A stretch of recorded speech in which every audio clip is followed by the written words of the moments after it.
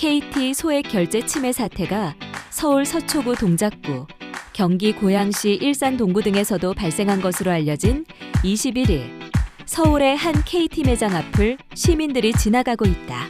국회 과학기술정보방송통신위원회 소속 황정아 더불어민주당 의원이 KT로부터 제출받은 자료에 따르면 소액 결제 침해는 당초 알려진 서울 서남권 경기 일부 지역을 넘어서 발생한 것으로 나타났다.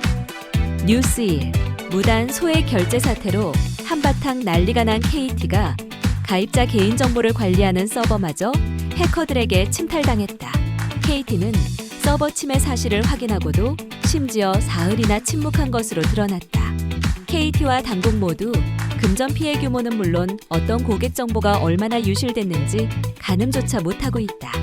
특히 소액 결제 피해 지역이 애초 알려진 규모보다 훨씬 광범위한 것으로 파악됐다. 일각에선 KT가 책임을 축소하려 피해 정도를 숨기고 있다는 의혹도 나오는 지경이다. IT 강국 기간통신망 운영사의 수습책이라고 보기 힘들 정도로 참담한 수준이다. KT가 서버 해킹을 인지한 건 15일 오후 2시다. 침해 흔적은 의심 사례까지 합해 6건이다. SK텔레콤 해킹 이후 서버 점검을 의뢰해 약 4개월간 조사를 벌인 결과다. 그러나 한국인터넷진흥원 KISA에 KT가 신고한 시점은 인지 사흘째인 18일 오후 11시가 지나고서다. 정보통신망법이 인지 후 24시간 내 신고를 규정하고 있는데도 KT는 이를 어겼다. KT는 내부 검증을 위해 시간이 필요했다고 밝혔지만 복제폰 유포 등 사태 확산 위험성을 따져보면 어처구니 없는 일이다. 소액 결제 사태와 서버 해킹은 연관성이 짙다. 불법 기지국으로 빼돌린 정보만 갖고 범인들이 소액 결제 범죄를 벌였다고 보기 어렵다.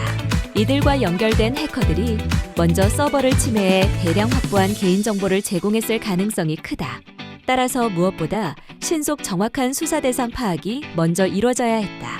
그럼에도 20일 국회에 따르면 KT는 애초 소액 결제 수사 범위인 서울 서남권, 광명시뿐 아니라 서초구, 동작구, 고양시 일대에서도 피해가 있었다고 뒤늦게 밝혔다. KT가 이처럼 소극적 대응을 이어간다면 결국 고객 신뢰를 단숨에 잃게 될 것이다. 당국이 하루빨리 범죄 전모를 밝혀낼 수 있도록 KT는 한치의 숨김도 없어야 한다. 정부는 보안사고 지연 대처기업에 대한 책임을 징벌적 과징금 부과 등 강력수단을 동원해 묻고 금융통신 전 분야로 확산하고 있는 사이버 범죄 재발을 차단하도록 조치해야 할 것이다.